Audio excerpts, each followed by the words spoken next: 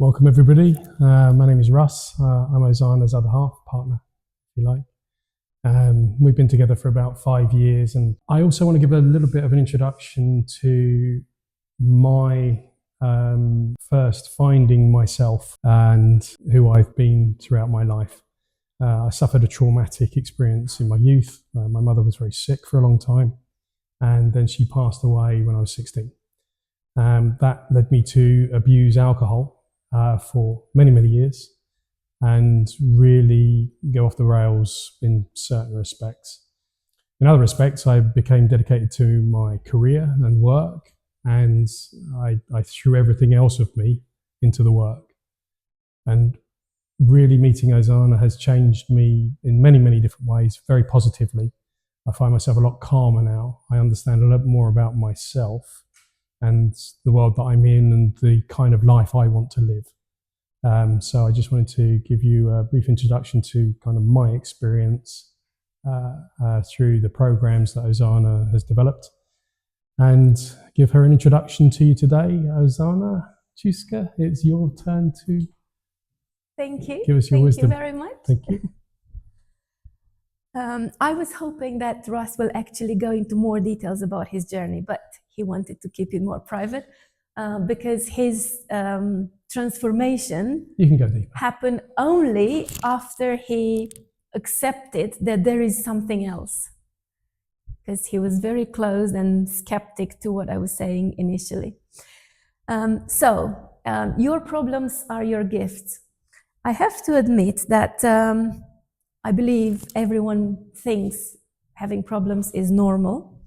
And do you agree with this? I asked different people, when I was preparing this talk, I asked different people, what do they think of? What comes to their mind when I say your problems are your gifts? And I got answers from, oh, Christmas comes and it's a problem because I don't know what to buy as gifts. To I own my problems and I resolve them. I'm hanging on to them until I get them resolved. And one lady, the youngest, she's I think 18-ish, she said problems are teachers. And I like that answer, but that triggered me to realize that most people see problems as teachers, as in, okay, I go through something painful and I learn from that experience. So I don't repeat that experience and I do differently next time. That's, from my point of view, just a piece of the answer, but it's not all of it. So I designed this talk for people who see problems like that dog, who relates to problems barking and sometimes getting you out of your normal life to have to resolve them. Anyone sees them like this? No. Okay, so how do you see problems? Okay, so you see already a perspective that I want to show in this presentation, that the problems are showing you the next level up. And I hope and believe that I will have some insights for you as well. Does anybody see problems in the same way that Ray does? Okay, so you're a problem-solving lady. And how do you see problems? Just give me more, because I can solve them. So do you like to see, do you want to solve problems that look like that or like that? You prefer the cat? Anything? No. So the problems don't bite because it's normal for you to have problems and it's normal to solve. Okay. Okay, I have to confess, I've spent most of my adult life fending off the dog. Okay, I'm a cat person, so that's, you know, that's more where I am aligned. But yeah, I mean, everything in every kind of challenge that's met me, I've blown up initially. First reaction has always been, until the last few years, some kind of energetic, negative or angry reaction to something that challenges me. And I've always only ever known one way of dealing with whatever challenges me. And, you know, that was very negative and very reactionary most of the time. you know. Have you been in that position before you realize that the problems are your gifts? Maybe the people in the dog camp or the empty chairs. Yes.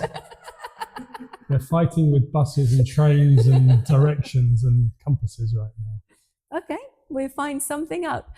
So, to be honest, you surprised me because I thought that I targeted people that have real problems just looking on my street. Every neighbor, every parent in Sebastian's school, I thought, okay, they all live around. I want to do the talk for them, but obviously it's the empty chairs. So people like to hear what they like to hear. And this talk is about challenging you. It's not about telling you what you like to hear so that you can go to the next level. That's not a real car. Well, it is, but it's the metaphor for someone that posted in a group. It's called the Sovereign Project group. She had her car clamped by DVLA because she didn't tax. Actually, she did pay tax, but it wasn't registered in the system. So she posted there like, oh, what would you do? And people like started putting videos how to remove the clamp by yourself, all sorts of different ways to help her. And I posted in the group, how about you ask yourself, what is this situation telling you about yourself? And there was this woman in the group barking at me. How can you be so mean and rude? She needs to be calm and she needs to be pampered. You can't say that. And somebody else said, yeah, Ozana, I agree with that comment. You're very direct and very rude. I agree with you to ask yourself reflections later, but not in that moment when you have the problem. So my response was, well, I'm a part of this group. I saw the question and I answered the best way that I could. And when you have a wound, I don't just put the plaster. Most people put the plaster and wait and cope with the wound. I want to resolve the wound, and I want to resolve the wound straight away. And that's why I posted that straight away answer, because now, as you know, problems are your friends, are the kitties, are the gifts. They bring you something you need to learn to understand about yourself. And if you do it in that moment, the problem most likely releases. It could just be removed completely or resolved in a much better way. If you resolve the problem in the normal way, which is what most people do, like, okay, I pay the tax or whatever the situation, you can still reflect afterwards, but the problem was more like a dog rather than the cat. When you are in the problem, if you ask yourself, okay, what is it for me to learn from this situation? And if you get it, the problem can be resolved much quicker and easier. You'll realize and you'll understand that the reaction will determine how the problem will be resolved. And this is about breathing. Everybody breathes. Did you learn how to breathe? How? Who taught you? Who taught you how to breathe? Okay, but that's the more advanced breathing. Who taught you to breathe just like you're right now? Because I did not learn this in school. And no, just the normal breathing, just the normal non-conscious breathing, just the regular breathing. So when you arrive as a baby, when you come to the life, yeah, you just know. the doctor pension. So you start to breathe naturally, right? No one tells you how to do it. You just do it. So the point about breathing is that it shows us that in life, there are things that we can understand and things that we can do. And this presentation focuses on both, but I want to open your awareness that there are things that you don't necessarily need to understand to be able to do. So who am I? Ozana Juska, the founder of Be Free movement. And I graduated an MBA in 2000 when I moved here from Romania. Now I do visiting lectures and mentoring for BASE Business School, which was at the time CAS Business School. I am an award-winning entrepreneur for innovation in business models. I'm the only one who was not the only woman and the only Romanian that was on stage with Robert Kiyosaki in the whole Wealth Masters tour. I represented Tony Robbins exclusively for Romania. I launched a company in Silicon Valley and I was voted in top 100 tech women. And I regularly go to different TV shows when I go back to Romania for different interviews and insights. I also wrote a book, Business, initially to something else, then Business Unlimited. It became bestseller on Amazon. And then I wrote another one on the personal stuff, life. The reason why I am sharing all of these is for you to understand that I am not in cuckoo land. I have been in investment banking. I have been in venture capital. I have a brain and I work with 60,000 entrepreneurs and I help them set up and grow their businesses. I can think. This presentation takes thinking to another level. This certificate I received in recently, it's for last year from BASE Business School. And I didn't put it up here to brag, but to show you that I am connected to the university. I spoke to the dean several times and I wanted to bring this knowledge into the university. And every time there was a big closed door because the university is a serious place. And they can't bring the insights that I am going to introduce you to or take you further into in universities because it just doesn't work. It doesn't fit. However, MIT, Stanford, and many other universities do research in the stuff that I'm going to present. So they are interested, but they are not mainstream. And the reason why I wanted to open with this is because if something hasn't been taught in school, it doesn't mean that it doesn't exist. It means that it takes a while for the education system to put it into to accept it and to then introduce it to the students. And that brings me to the question, why are you here? Why are you really here? What made you come? And I know that you said curious. I know that you said you wanted to develop further and you understand further. I don't know why you are here. Okay, so what do you want to take out of this? You know, speaking of problems, I do have a problem right now. Yeah, because it's only the four of you, which I really appreciate that you're here. But this room has 80 seats capacity. And when I signed up for this, I signed up for 80 participants. And the old me, when I saw that there were only 18 people who signed up, the old me would have pushed, would have invested loads of money in Facebook ads to get people to come. And the new me right now, and you'll understand the difference because I'll present it, is just accepting. Okay, I do have this problem. Why do I have this problem? And then people start giving me also. So Ras is like, oh, people find it difficult to come here. It's very difficult to park. It's very difficult to access. Okay, that's a problem. Other people say, oh, but people are not ready to wake up. So they wouldn't come because they know, they feel, they're afraid that during your talk and events, which is always the case, they awaken. So they just stay away from you. There are many other reasons. But do I take those reasons as real reasons or not? That's the question. And I didn't take them as real reasons. There is something else which I took out of this, which I'm going to come back to. So why am I here? I'm here because I discovered a much better way of living. Literally a way of living where the problems are not kittens, the problems are almost non-existent. I don't look at this situation as a problem.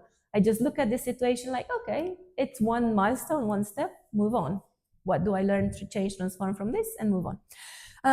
But the life I live now is like unbelievable. I did not even think or consider I would be able to live such a life back then, before I understood what I'm going to share today.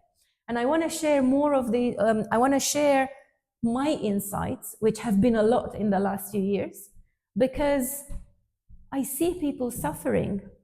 I see people suffering and being attached to the suffering and not even realizing that they suffer.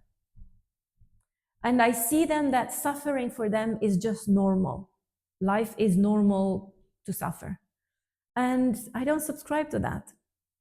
And I want others to get out of that suffering and really enjoy. I believe we can have it all: wealth, health, love, happiness, freedom, fulfillment, the joy of life. And I also absolutely love when I receive messages like this. So this came on 20th of February. And she said, it's a client of mine, I connected with the divine very intimately for the first time. Then I experienced a very clear image of my future, followed by a deep feeling of joy, love, and comfort. I had some images coming to me before, but I was always pushing them away as I was convinced I wasn't worth it. Now, to my own surprise, I immersed and it felt good. That's the kind of message that I get a lot of from people that I work with. And this program that she joined, it was not even live. She did the first recording of the program.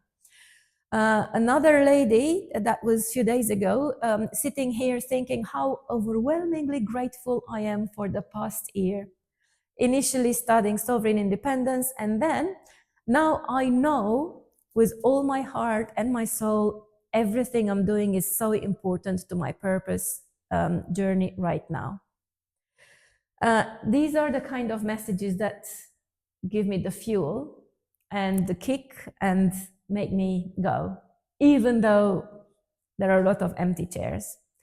And in particular, there is one person that approached me through somebody else about 3 weeks ago. Very bad life condition from childhood, very bad traumas. And he desperately wanted to change. And we had the session, he enjoyed my way and my method, my tools, and he wanted to work with me.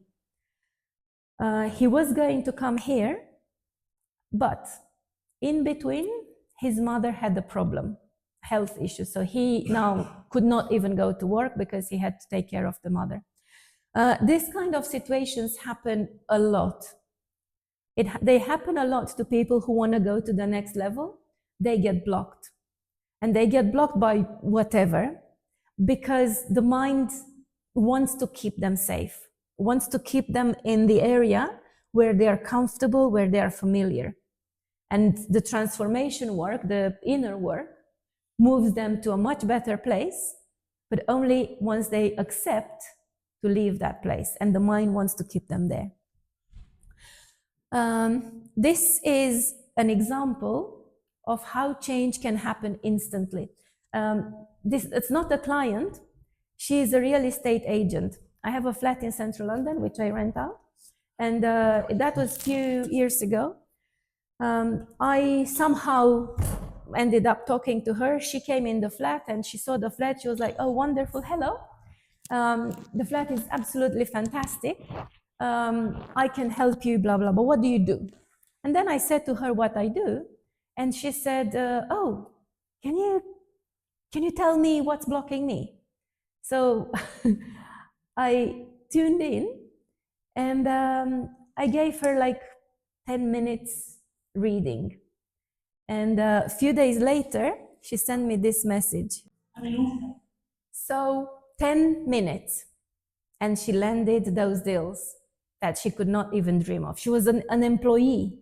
She quit her job and she started working on those deals. In the fairness, I approached her, I think it was a year later. She wasn't in a good place. She didn't do anything. She just relied on those 10 minutes and nothing else. And she didn't sell any of the hotels because our inner capacity is allowing us to take one step. And then if we don't continue growing our inner capacity, then it blocks us. So this is a process. What I am inviting you in is an inner transformation process where you increase your inner capacity as you move along to find success and to hold success. For me, that was a big aha. My whole life, I've been up and down, up and down. I earned 100,000 euros in a day, 200,000 euros in a day. I lost 350,000 euros in one day. Because, and Robert Kiyosaki event, it was amazing. The room was full, 1,000 people in the room.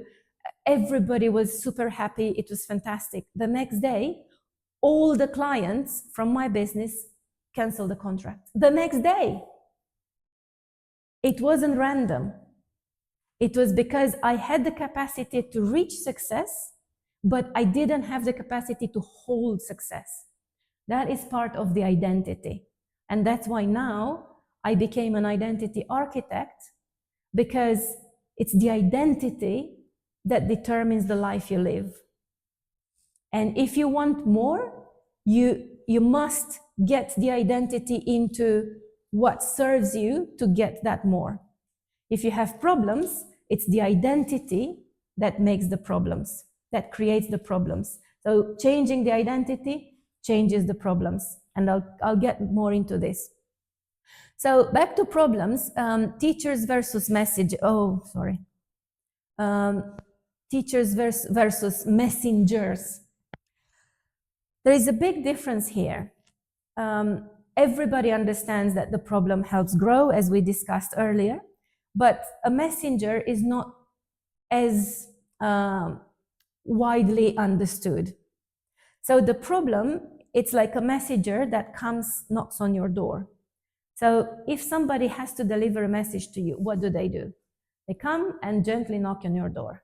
If you open, they deliver the message, they move. But if they don't open, if you don't open the door and they have to deliver the message, they knock more. They knock for harder, they knock louder, they get somebody to knock with them, and eventually they break the door. And that's from a small problem getting to a larger problem. Breaking the door means that the tree falls on your car, or the car doesn't start exactly when you have the most important meeting to go to. These are the problems because you did not hear the message from before. Does this make sense? Yeah? So now about teachers. I go to Romania now about twice a year. And every time I go to a specific masseur, which I enjoy his technique, and I always go there. We've known each other for maybe 15 years. So we talk. And I think it was a year ago that he had 2 girlfriends, and both relationships finished very badly for him. There was a distance between girlfriend number 1 and girlfriend number 2.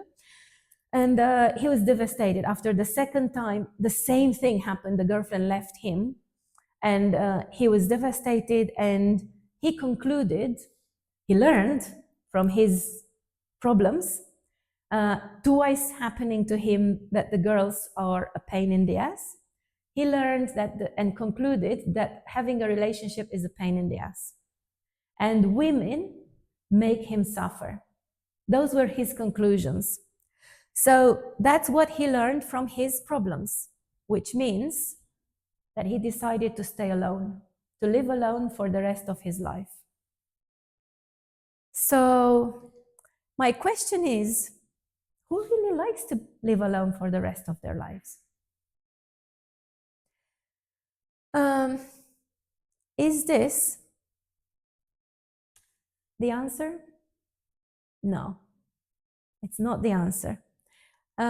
Is it a complete lesson? Because obviously there is a lesson that women bring suffering. That was a situation that was real, that was the case. He learned that. But is that the complete lesson? What he concluded, is it an empowering answer or a protective one? Protective one. So he protected himself from not suffering by deciding to not having another relationship, another girlfriend ever. So he gives up all the nice potential joy, happiness, love, because he wanted to protect himself from not suffering. That's not learning from problems. So what he didn't want to understand, and he still doesn't want to get, is that the conflict was inside him. There were two parts in him pulling in different directions. And the relationship was reflecting exactly those two parts in him pulling in different directions. The girlfriend wanted something, he wanted something else. And if he did accept to resolve the conflict within, he would have had the chance to have a happy relationship. But he chose not to. Now, I would invite you to think of your biggest problem, or what situation in life you have that you don't like. So we don't necessarily call them problems. And please ask yourself, what is this teaching me about who I am being? So I'm not asking you to ask yourself how to get rid of this, but what part of me has created this situation? Coming back to my problem that I told you that there are empty chairs, that's what I asked myself. And as I saw that people were not signing up, I discovered a lot of things around me that created this event, so people wouldn't come. It was me blocking people from coming rather than them not being able or willing to come. That as well, but not everybody really. Because it's a lot of people who have seen this presentation and they didn't come. And it was me that created this, not them. Do you want to know a few things I discovered? Yes. I was indifferent to my mom's message. When my mom talks, non-stop. When I go to her, it's I just switch off. Because she talks about that misery, that drama, that problem, that neighbor, what they do. I switch off. I don't care. I don't listen. I'm indifferent to her message. And these empty chairs are indifferent to my message. So everything that happens in life is reflecting, it's a message to what's inside you that needs changing, needs attention. And me being indifferent to somebody else's problems is reflected by others being indifferent to my message. Make sense? Yep. No? Okay. No. So it's the thought that I am indifferent to others. However, there are specialists that look at the relationships between parents and children. And the way that your relationship with your mother is reflects the way that your relationship with the world is. Then the world withdrew from their life. So then they have a withdrawal feeling in their life. A lot of people withdraw from their lives during their life. So for example, Russ mentioned that his mother died when he was 16. Yeah. Are you familiar with the body associating left side with the mother, right side with the father? Is that a line of study that you've ever discovered? Something behind the pillar. You forgive me, I don't remember the teaching where it comes from, but essentially, you're physically affected by the relationship with the mother on the left side of the body, and the father is the right side of the body. We'll have to look up and share with the email distribution what Who did the study? yeah, the study behind that. So one of my coping mechanisms outside of alcohol, which went hand in hand with alcohol, is rugby. So I've played rugby my whole life since I was 13 years old to a fairly good standard, I guess. I have broken 3 of the major bones in the left side of my body playing rugby. And fingers besides, but I'm not counting those. Now, could you say that And the hand and the shoulder and the ankle, all on the all left. left side. Always, if I suffered a major injury, it would be the left side of my body. Now, can I say with certainty that I can prove that that is because I hadn't resolved the trauma of the relationship with my mother?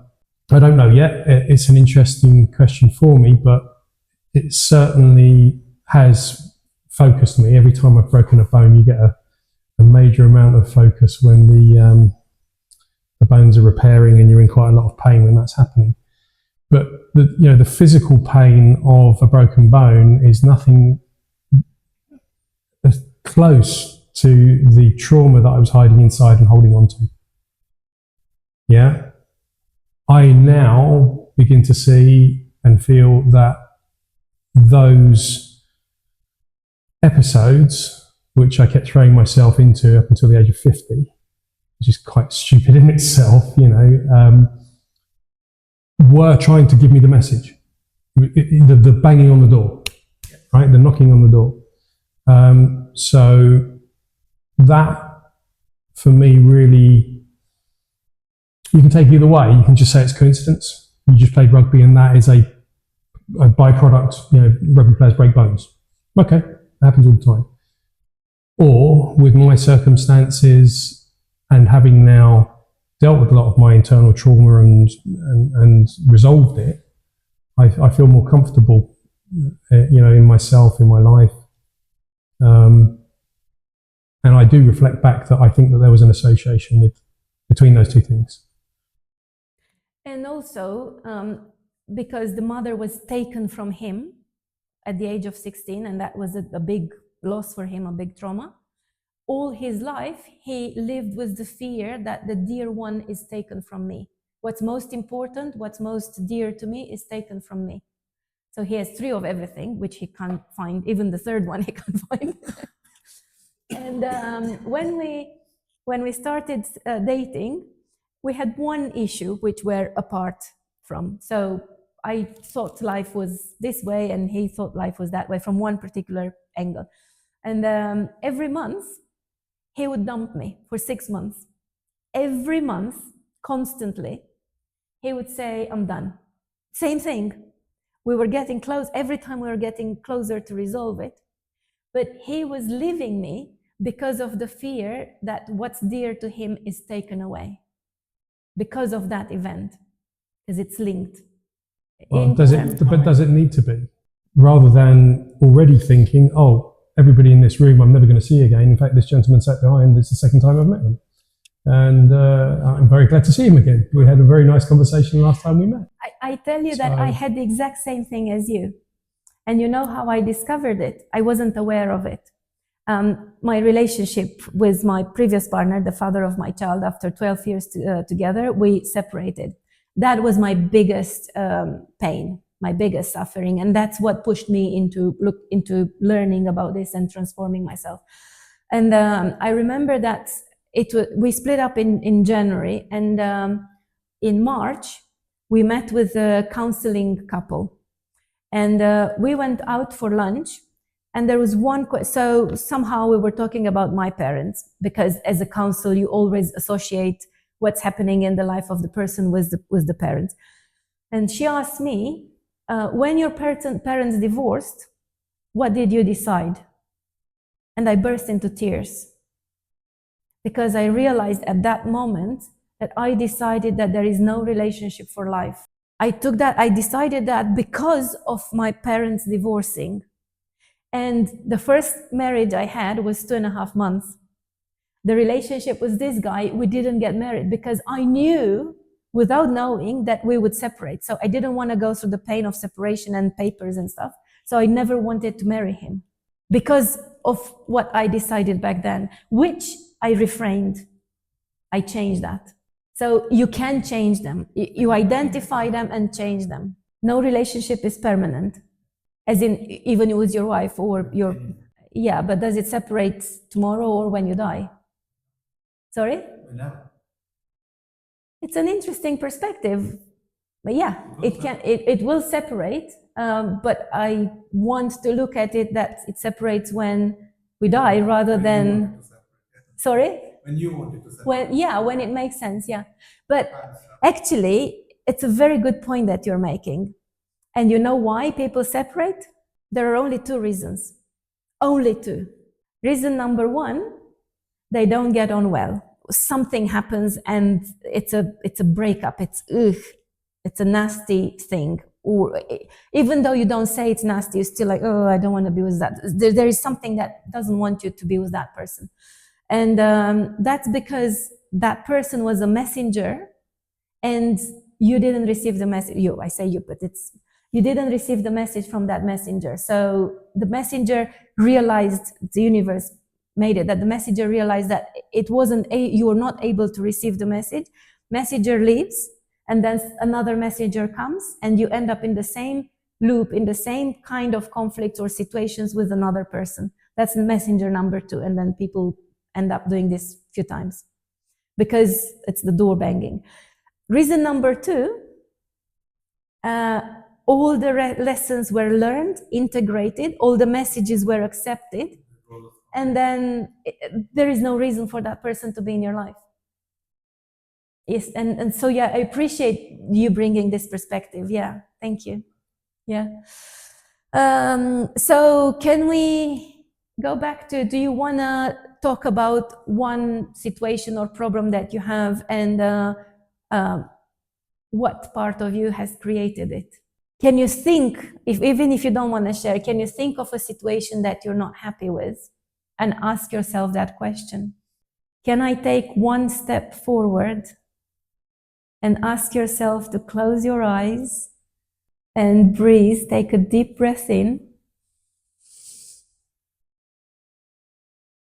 and ask yourself that question again.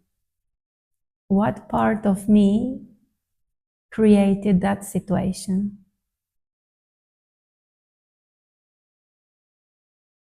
You can open your eyes and just allow the answer to come. It may come now, it may come tomorrow, in a month. Maybe a beggar there will bring the answer. Maybe a book will bring the answer. You never know. But the answer will come because you asked this question. Does it make sense? So that question gives you the power back. Why? Because victim energy collapses. Victim energy is when, this happened to me, the pipe broke again, and the house is flooded, and I have to pay again, and I had to have someone to fix, and it cost me money and time and energy, and Whereas when you ask yourself, how did I create? A part of me created that. The victim energy collapses, goes away, and you take your power back. Because if you created it, you can uncreate it. Okay, you can't uncreate that the pipe goes back together and the water goes back into the pipe. You clean up. But you will make sure that by understanding and rewiring what's inside you, that situation or that type of situation, that type of messenger never happens, never knocks on your door again. That's the beauty. So who wants more from life? No, it's perfect. Actually, you don't want more from life. You're probably the only person that I know doesn't want more from life. No, I'll qualify that statement, give you a bit more information. So I'm not employed at the moment. I've spent a career in logistics, and I'm very fortunate enough to have been successful whilst doing it. So I'm at the point now where I have certain ideas and things that I want to do for myself. I was a consultant for a while, working for myself in my own employment throughout my career. But I reached the point where I've been reflecting, the last few months to say, well, what do I actually want to do? And it doesn't go down the traditional path of, it kind of does because I like cars. So it kind of goes down the traditional path of material possessions and wealth. But then it sort of doesn't, because I don't want to pursue the millions of pounds and an hour on stage with 1,000 people. I do want to help people on their journey, and I want to deliver something of value that helps them in a similar way to talks like this and mindsets and people who really can see and feel that the world's changing, and to help develop something in that direction. Okay, so. But he wants to do it from relaxation, not from fight. Yes, exactly. But I want to do it in a way that is in flow. Okay, so I'm in flow with what I'm doing because I'm doing it for the right reasons. So I am taking natural, supported steps without the challenges, and that really comes from much, to what you're learning and hearing from Ozana is how to take away all of those demons and inhibitors that reside within me, so it's doing those sessions that we do and clearing up past traumas and really getting to the core of myself, to authentically be able to present that to others. So he will do it in his time, when the time is right. That's my belief. Yeah. Okay, I might be wrong. Perhaps I should be working harder and faster and developing things. But I do believe it will happen in flow, as it's meant to, naturally. Yes, I'll have to put some effort in, of course. But so it's not a traditional pursuit of another holiday, a car, whatever. It's not in pursuit of that. Does that? Yeah, makes sense. Right. So everybody normally wants something more from life. I am an achiever and I wanted way more. So I pushed myself all the time. And because I pushed myself, I gave my time into my business, my work. I made a lot of the things happen in business, but I lost the relationship. I lost the business back then in 2008, when the crisis happened. I almost went bankrupt at the time. I managed to stand up, learned about business much more. That's how I became a coach and a mentor for businesses, because I learned what I wanted to get myself back then. But then I went down again. And in January 2019, I separated from the relationship because I wasn't putting my energy and effort into maintaining the relationship with my partner. And the split up from my partner was devastating for me, because he was giving other women what I wanted to get from him. He was spending 4 or 5 nights a week somewhere else. And I was crying every day. My son Sebastian was seeing me crying, and I was like, how can I take care of him? The business wasn't working. Nobody wanted to pay me any money for the consulting business. I had no savings. I had no money in the bank account. And I was like, if I can't stay with him, with the previous partner, I stay in the street. I literally live in the street. I did have a flat in Romania, so I considered going back to Romania. But then I thought, well, Romania costs money too. So it's not just accommodation, it's how do I support myself and my son. And that's when I reached out to 2 of my clients, which were in my 6-month, which attended my 6 months program on business. And there was a spark in them. There was something else which I could see in them, which I couldn't see in anybody else. They became my mentors, and I followed their advice. I didn't understand what they were talking about. They were talking about energy and vibration and soul and spirit. I'm like, that's woohoo. That's not people who have brain and logic. People who can think don't need that shit. And I rejected it, but I did the steps that they told me to do because I had no choice. I was in desperation. And within the first week, I already stopped crying. I already managed to put myself on the ground, somehow feel better, like a heavy weight was lifted from my shoulders. And I started to think. I started to not think from the victim, like life put me again in my knees. I started to believe that I could do something. So from January 2019, when I said we separated, in June 2019, I still didn't know what I was going to do. My former partner rented something else and he was pushing me to rent something, but I had no money to rent. It didn't make any sense for me to go and look for a house or apartment because I couldn't take the contract. I wouldn't be able to pay. So I was like pushing it to hopefully get something done by the end of the summer, because I was going to spend the summer in Romania with Sebastian anyway. And in June 2019, that year, I took a different route to school. When I was taking Sebastian to school, that's Sebastian there. And I saw this house with a sign for sale. And I thought, it's an ugly house. It's a good area, but an ugly house can't be that expensive. How about I call the agents? So I called the agents, and they came with brochures for 3 houses, this one and 2 more. I saw this one, beautiful garden and potential to grow, to expand this house.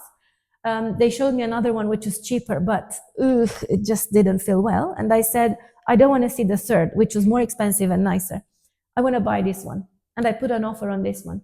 I had no money, no savings, no business, no income. And I put the offer.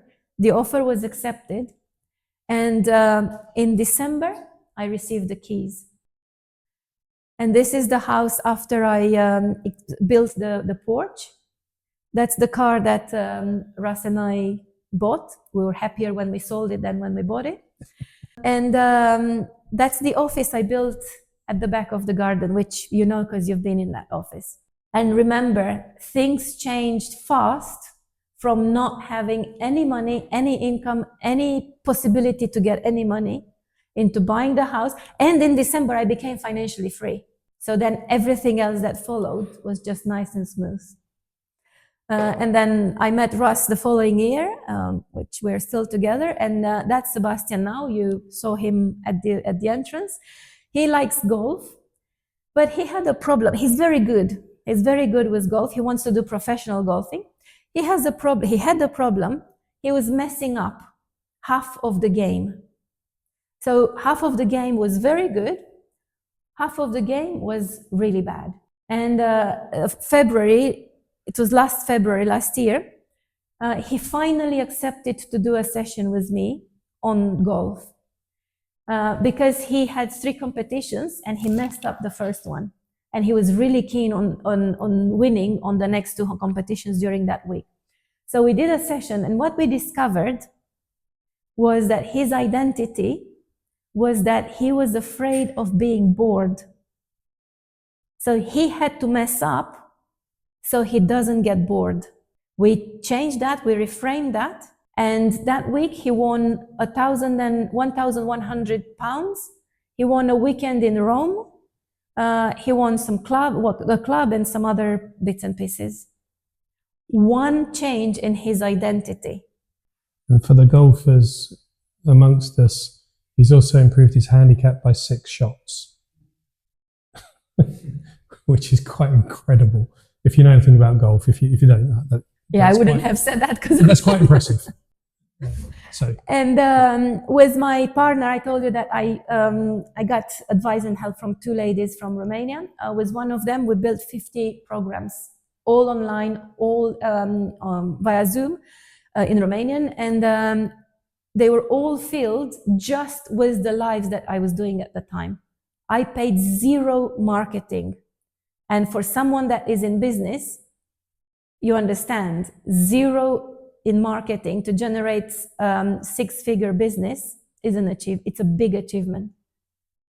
We were walking and I was doing a video as and when. And those videos were filling up all these programs. That's how we met. This is the key. This is the main piece of my message. So, same stadium, same person, 3 positions. The player plays to win, fights, struggles, sometimes wins, sometimes loses. He gets annoyed, a bit complicated here and there. He makes adjustments, he moves, he wins. But we struggle. The observer takes a step back and watches, analyzes, understands. And the creator designs the game. What does it mean? Most people push in the field and they believe that the field is the only thing, that's the only thing they see. And they push hard and they get some successes. But they're not aware that there are two more positions. Most people push hard for power in the field. Power is not from pushing hard. Power is from changing position. So, which position are you living your life from? Player, observer, creator? All three. Yes, all three. Everybody can live the life from all three. Everybody lives from all three without knowing until they know. I'm not talking about the physical position. Most people believe that the game is the problem. It's not. The position is the problem. But the position is not circumstances, it's not situation. The position is identity. So when you change position, you change perspective. When you change perspective, you change perception. Identity determines perception.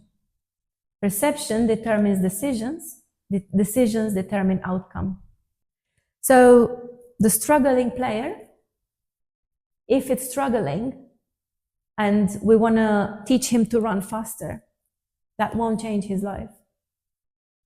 The person stuck in the stalls, the observer, giving him more information will move him. The transformation and the understanding that we can be creators is what matters. And we can change this position as and when it makes sense for us.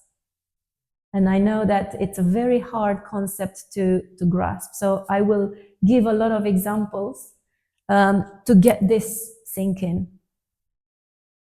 That's my work. I don't focus on improving performance on the field. I focus on redesigning the internal position from which people experience life. And you said it right, you've all experienced all three positions. So examples. Most people know what it is to be in the playing field. That's where the drama, the sacrifice, the struggle is. Now, observer, with your child. Who has children here? So, whoever has children observes that they mess up. And that's in an observer perspective. If you don't have children, you have friends that are in couples and they mess up. They get to the point where they are not happy. You listen to the lady, you listen to the husband. They're both right from their perspective. You are an observer. You're not part of their arguments. You're out. Creator, have you ever experienced a synchronicity? You were wanting something super excited about something and it happened. It just happened like this. That's being creator. You were thinking of someone and they called you. Have you experienced that? That's creator. In the creator, you design the rules of the game. And that's where we want to get to, because that's where we get the freedom. Money gives us options, choices. The real freedom comes from being able to switch positions and create the rules of the game as we like it. I was explaining who likes to pay taxes. Anyone likes to pay taxes? You like to pay taxes? You like to? Okay. So what's your relationship with taxes? Why do you like taxes? Okay. So why do you like to pay the taxes? It helps other people with. Less fortunate and it provides me. Okay. So you get a service and you help others. Same thing. So that was the position that the lady that I was talking to had about taxes. And I said, I don't like taxes. I'm in their gang here. And so I said, okay, so you're paying almost 50% of your money you give to the government for straight away from your PAYE. Then you give from the 50%, you give 20% in terms of in VAT form. So you basically give 70%. Then whatever you accumulate and you give to your kids, that's taxed as well. Whatever pension, that's taxed again. So is that a fair game? And she realized that it wasn't a fair game and that the government is now imposing more and more taxes. She wasn't happy with that. And I said, okay, so what's the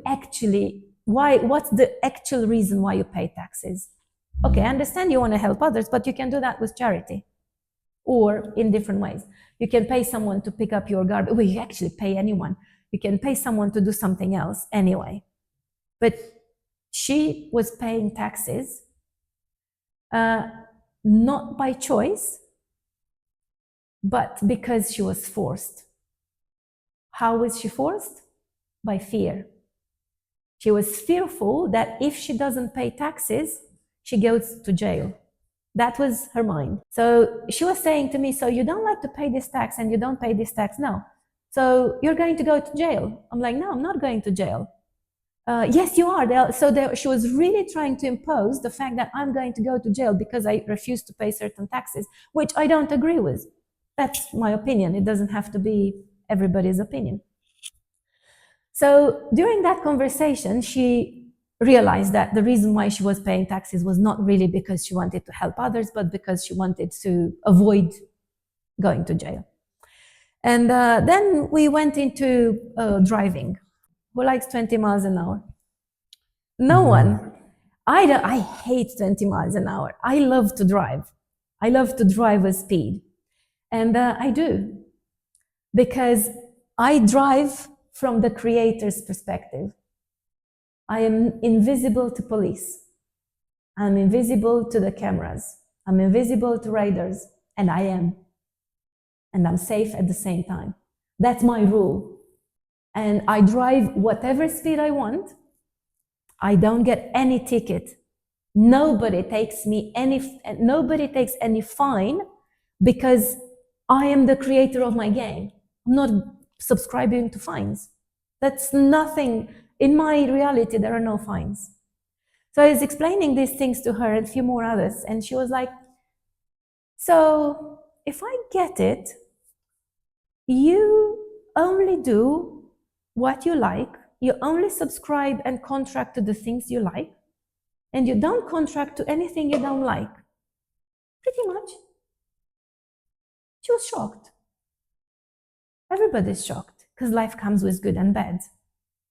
But when you live when you experience life from the Creator, you can do that.